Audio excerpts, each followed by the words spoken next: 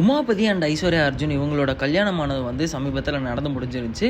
கல்யாணத்துக்கும் சரி, என்கேஜ்மெண்ட் நடந்தவும் சரி, எந்த ஒரு செலிபிரிட்டியுமே வந்து பெருசாக இன்வைட் பண்ணாமல் ஃப்ரெண்ட்ஸ் அண்ட் ஃபேமிலிஸ் முன்னிலையில் வந்து இந்த கல்யாணமானது வந்து நடந்து முடிஞ்சிருந்துச்சு.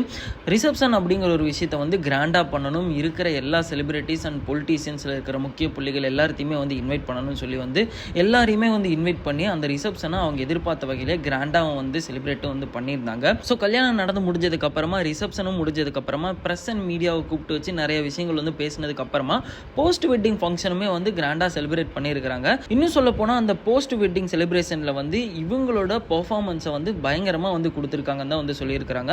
உமாபதி அண்ட் ஐஸ்வர்யா அர்ஜுன் இவங்க 2 பேருமே வந்து ஸ்டேஜே தெறிக்கி வர்ற அளவுக்கு வந்து டான்ஸும் வந்து ஆடி இருந்திருக்காங்க. அதுக்கான ஒரு சில ஃபோட்டோஸும் வந்து ரீசெண்டாக வெளியில் வந்துட்டு இருக்குது. ஸோ இவங்களோட கல்யாணமானதை வந்து ரொம்பவுமே பார்த்து பிளான் பண்ணி கல்யாணத்திலிருந்து ரிசப்ஷன்லேருந்து எல்லாமே வந்து பண்ணியிருந்திருக்கிறாங்க.